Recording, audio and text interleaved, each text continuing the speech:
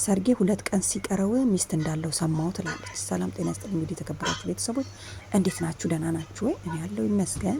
ቤተሰብ ያውችን ወጥ እየሰራው ነበር ጆሮ ላይ ያረጋጌ ሳዳምጥ የነበረው የዚች ልጅ ታሪክና በጣም ነው ያሳዘነችኝ፣ አንጀቴን የበላችሁ ማለት ነው። ለምን አትሉ? አስባችሁታል?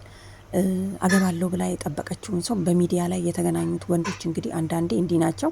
ሁሉም ማለት አይቻልም። ብዙዎች ደግሞ አሉ በጣም ብዙ የሚያጋጥሙን የዋሆች ማለት ነው። ግን በጣም ያሳዝነኝ ምን እንደሆነ ታውቃላችሁ? እቺ ልጅ ከገንዘቧ ሳትሆን ከሱ ሳትሆን ከጤናዋ ሳትሆን እንዲህ ሜዳ መቅረቷ ማለት ነው። በሽተኛ ሆና አሁን እንግዲህ እንቅርት በሽተኛ ነች እቺ ልጅ የአንገት ላይ ማለት ነው። ስተነፍስ ራሱ በግድ ነው።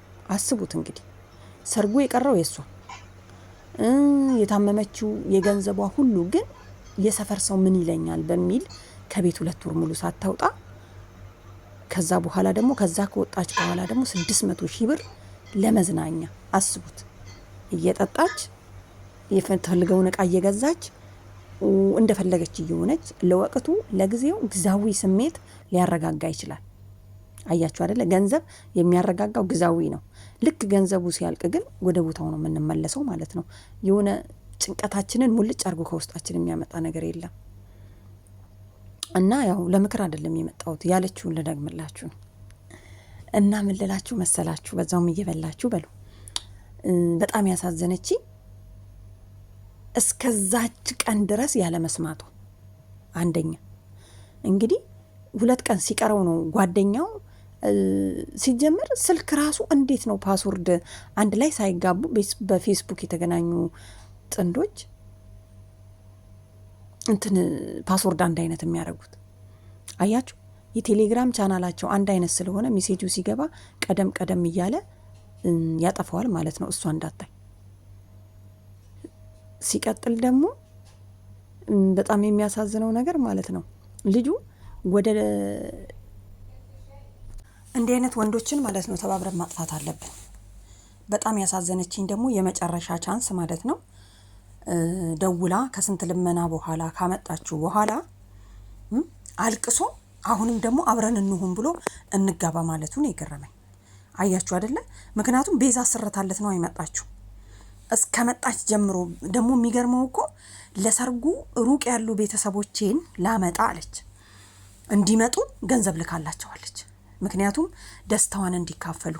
ታውቃላችሁ ቤተሰብ አንዳንዴ ውጪ የምትኖሩ ከሆነ በጣም የምትረዷቸው ከሆነ ለእናንተ ያላቸው ክብር ማንም ሰው ያው የምትረዳው ከሆነ ክብሩ በጣም ከፍ ያለ ነው። ይሄ የታወቀ ነውና እንግዲህ እቺ ልጅ ገንዘቧን የ7 ዓመት ሙሉ የሰራችበትን እንግዲህ አስቡት። እዛ ሆና ጀምራለት አውርተው ወደ ዱባይ እንደምትወስደው። በተለይ ደግሞ ማለት ነው ሴቶች ለምንድን ነው ወንዶችን ለማምጣት ሰፍ የምትሉት?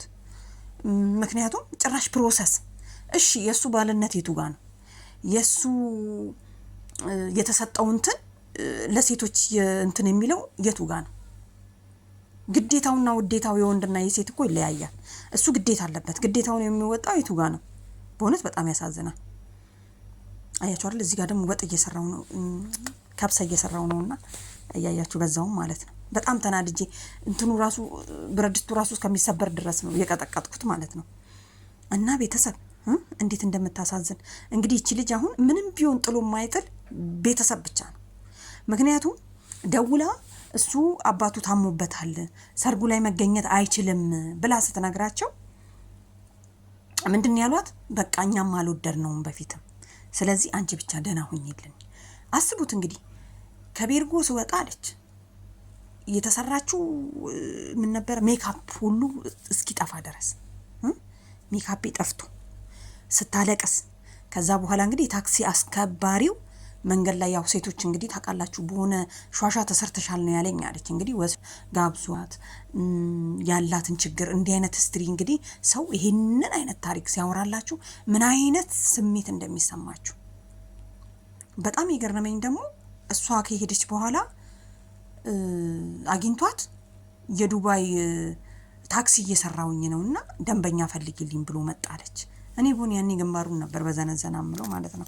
ነገሩ ዘነዘና ታገኙም ማረብ ሀገርና አንዳንድ ጊዜ ችግር ሲደራረብ በጣም ይበዛል። እንግዲህ ወንድሟንም ወስዳው ተመልሶ መጣ። አንዳንድ ጊዜ እኮ አረብ ሀገር ለመሄድ በጣም ኢትዮጵያ ውስጥ ማለት ነው ቤት ውስጥ በጣም መስራት ሴቶች ራሱ ቤት ውስጥ የማይሰሩ ሴቶች ስራ ያለመዱ ሴቶች ኢትዮጵያ ውስጥ ነው ቤተሰብ ጋር የማይሰሩ ሴቶች አረብ ሀገር ብታመጧቸው አይሰሩም። የሆነ ነገር ስትሏቸው ይበሳጫሉ። የሆነ ነገር ስትሏቸው በቃ የሆነ ነገር አለ አይደል? እንደዛ አይነት ነገር። ምክንያቱም አረብ ሀገር ለመምጣት ሲታሰብ ኢትዮጵያ ውስጥ መረገጥ አለ። በቃ ይሄ ግዴታ ነው። አረብ ሀገር ተብሎ ስንመጣ ምን አስበን እንደምንመጣ ታውቃላችሁ? ሁሉ ነገር የተደላደለ ሁሉ ነገር የተሟላ እየመሰለን በአይምሮአችን ስለን እንመጣለን። እዚህ ስንመጣ የተደላደለ የሚባል ነገር የለም። ትረገጫለሽ። የአረቦቹ ጩኸት ራሱ መከራ ነው። ከዛ በኋላ በቃ እመለሳለሁ አልሰራም ምናምን እንላለን ማለት ነው። ስለዚህ ቤተሰብ ምን ለማለት ፈልጌ ነው፣ ያው በልጅቷ የተነሳ ነው። ወንድሟ ስራ ስለማይችል እዚህ አምጥታው እንደተመለሰ 19 ዓመቱ ነው። በጣም ትንሽ ነው። እዚህ ሀገር ለመምጣት ቢያንስ 25 ዓመት መሙላት አለበት፣ ወንዶች ማለት ነው። ሴት እንኳን 20 ዓመት ከሞላት ጎበዝ ትሆናለች።